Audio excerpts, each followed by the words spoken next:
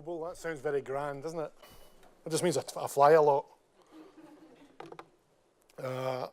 I'm going to take you through a little bit of our business so you understand who we are, and then I'll take you through, I hope, some relevant discussion on some of the stuff we heard earlier on. There's one or two Robertson Trust employees in the room, I believe, hiding. They are there. Our business actually started in 1861 in Glasgow. But in 1961, there was a big change. The three owners, the three sisters there, who were granddaughters of the original founder, gave their wealth away and created Robertson Trust. Now, the Robertson Trust is Scotland's biggest grant-giving, independent grant-giving organisation. And they get their funding from dividends from our company. And they own 80% of the economic value of our company, but 100% of the votes of our company. So I better be careful what I say when I've got some Robertson Trust people in the room. And it's a very unusual structure. But it really drives to our ethos and the way our business works. And I'll take you through some of the brands. But it's a private independent organisation, concentrates on the great people, which is the bit we're talking about today, leading brands. We think we've got leading brands in their fields and the areas they're in. And a big part of what we do is giving more and giving back. That could be giving back to the distribution community, or more importantly, the communities in which we work. As well as the Robertson Trust, we have a foundation in Dominican Republic, which supports schools and education and environment. And we give away 1% of our net sales value in any market we're working in.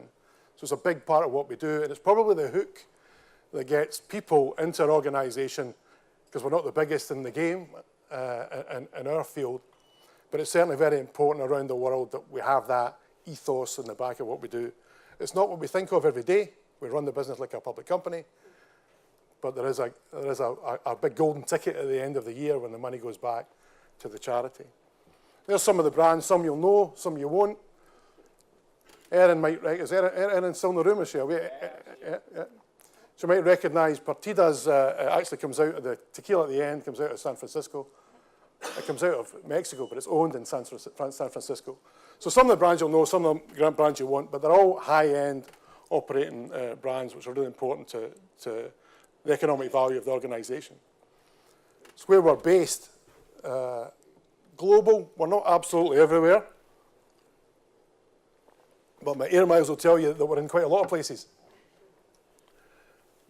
Based in Glasgow, we used to be a Scottish company based in Glasgow. We're now an international company that happens to be based in Glasgow. We run Europe out of Glasgow. We run the UK. We run the Americas out of New York. And we run Asia Pacific out of Singapore. And then we've got various offices all over the one in California is very nice area, and that's down in Newport County. It's not so Orange County at Newport. It's not so shabby. There's the economic value split in our organisation. About a third in the States, a quarter in Europe, a quarter in Asia Pacific, and about 10%, 11% in global travel retail.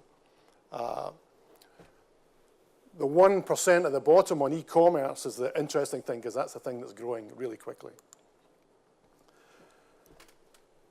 Got some words up there in terms of what I think is important to our people and what we're doing. We've talked about 4.0, or the fourth industrial revolution.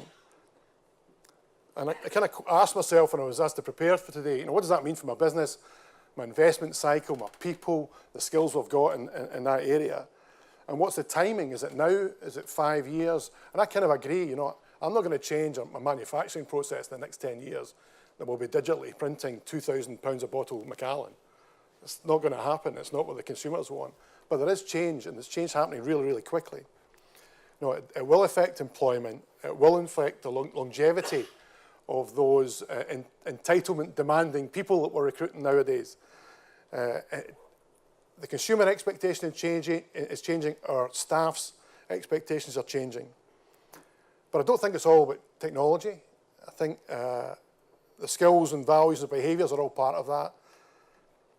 And it's all about delivering a competitive advantage. Fundamentally, how can we ensure that the people that we have within the organisation help us deliver that competitive advantage in the marketplace?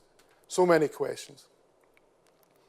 What we are seeing in our organisation is the consumer behaviour is changing, and it's changing really, really quickly. Our mechanism used to be make whiskey, put it in a cask, wait 12 years, put it in a bottle, put it in a box, stick it in a container, and send it around the world through a distribution network. Now, the consumer in China, for example, using WeChat and Alibaba on their handheld is ordering their 25-year-old Macallan and expecting it there within 3 hours. It is quite remarkable, and it's happened like that. So we need people who can handle that digital age and put the systems in place to ensure that we can compete and link in there. And WeChat and Alibaba is one place, and it's closed within the Chinese border, but it's growing with other vehicles outside, particularly in that region. Very, very different. Can our people cope? Can our networks cope? Can our assets cope? At home, my kids, if they order something online now, if it's not there within 12 hours, that company's failed, and they may never go back to them. It's no different in my supply chain. But ironically, the value chain is premiumizing, and some people want the bespoke stuff. You know, some people want handcrafted. They don't want it made in a machine. But I tell you, the sales process is probably going to be AI'd, if that's a word. But people still want bespoke and special. We were talking this morning at another meeting about the high street and how people buy. And you know, people still want that personal service and that touch. So it's not all going to disappear. We still need people to develop stuff. We still need people to design stuff. And we still need people who fix things. So how do we get into this? We get into at a very, very early level at the schools. We try to teach people what a business is. It's not about putting stuff in a bottle only. We have accountants, we've got scientists, we've got lawyers, we've got engineers. We've got a huge opportunity globally, marketeers, to go and come in and work for us and do their job. We offer modern apprenticeships. Oh, hang on. So this is about the WeChat stuff. As well as that, we've got Amazon, we've got disruption, we've got Brexit, we've got the USA putting tariffs on stuff. We're selling to a fancy restaurant in Singapore and a corner shop in Taiwan. How do we deliver all of that at the one time? One of the important things is the employees and the employee agenda we've got. We've got, in terms of talent management, we've got the employer brand, and that's for another day. But we're talking about development and engagement, really, in today, in this digital world that we're on. We get into the schools, and we get in at early career stage. We run apprenticeships, we run modern apprenticeships, the original craft. We run graduate training programs, paid internships, which is quite important, to ensure that we get people into our organisation as effectively as we can. We run international secondments to give people the breadth and cultural experience. We're speaking about culture. Now, wouldn't it be great if you can get an 18-month secondment in Manhattan, Shanghai, Singapore, Beirut, don't knock it. Right? There are huge opportunities in Kazakhstan or Moscow, and our people get that opportunity if they wish to grasp it. I think that's really important. Leadership and emerging talent is important, and I'll show you the leadership content we've got in a minute. And that's all about focusing on a great leader, and that's about the people that want to break through, probably graduate level, but not always the case. E-learning, we've got a tool called the Edrington Academy, which I'll show. What I don't have is the data that Erin asked to say how much is that being used, but the offerings are tremendous. Coaching and mentoring, big part of what we do in our education process. Once you've got somebody in the business, how do you develop them to the next stage and develop onwards? Use the skills and resource you have in-house. We're trying to create a culture of continuous learning.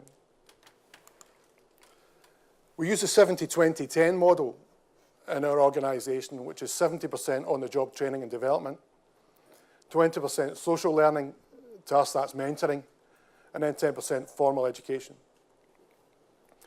But it's underpinned by a set of core competencies that are really, really important, and that's your ability to lead, your interpersonal skills that we were speaking about, change and innovation, and business and industry, and within that you could include culture. And we've got technology-enabled tools, but it's not only that, because people learn in different ways and people pick up stuff in different ways. We've got to get them engaged and ensure that they're interested in picking up the learning, so a bit of self-awareness is quite valuable in terms of how we take people through it. So we run 360 feedback. We take, and this is really disruptive, cross-functional secondments in an organisation, even an organisation of 3,000 people. If you move somebody from one department to another, what do you do with the backfill? But actually the breadth that gives people in the organisation is unbelievable. Learning workshops. We run a Learning at Work month this September. So every September we know there's going to be a ton of initiatives happening in that, and that might be me sitting down with 20 people going through my career. It might be advice, it might be reigniting the mentoring program. But fundamentally it's about raising the understanding of the opportunities that are open to you. But it happens continually through the year, but we focus on that reinforcement of in-house and in-job development. And we use e-learning, we use documents, we use courses, we use lectures, the whole lot, because everybody likes to learn a different way. Underpinning the whole lot, though, is it's your responsibility to develop your career and develop yourself. And I think I can't explain it any more than that. We use PDRs, performance development reviews. We don't have 100 competencies, because I think that would be unmanageable at a functional level, but we've got a series of competencies that we go through from a general management point of view, and then we've got a set of competencies from a technical point of view, if you're in a technical role. And that gives the fundamentals for development in the future. All underpinned by leadership standards. So every leader in an organisation has to go through development programs on these 5 key points. We were very good historically at delivering, so we deliver the numbers. We've got more accountants in our organisation than PwC. We're very good at the numbers. But were we inspiring people? Were we engaging with our workforce at every level effectively? Were we good at change management? Well, you can be better at that, I think.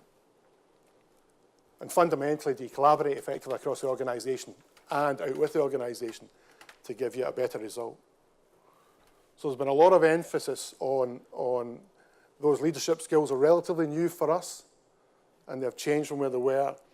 But they kind of resonate in some of the language that's been used this morning, is that collaboration is fundamental. Inspiration is fundamental, and the reinforcement of the message you're trying to deliver is fundamental.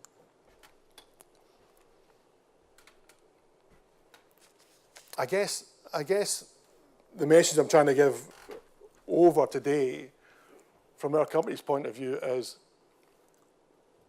in-work learning is fundamental. If you bring a new graduate or an apprentice or somebody onto the line, you've got to encourage that self-development. You need to have a flexible delivery mechanism. Not everybody's going to look at the telly and say, isn't this a great resource? I'll listen to 15 TED Talks. Right? We need to give them a multiplicity of offering to ensure that they grab what's available to them. And finally, it's supported, but it's individual career and development responsibility. It's up to the individual to drive on the advice given by the business in the direction they want to go in. Thanks for your attention.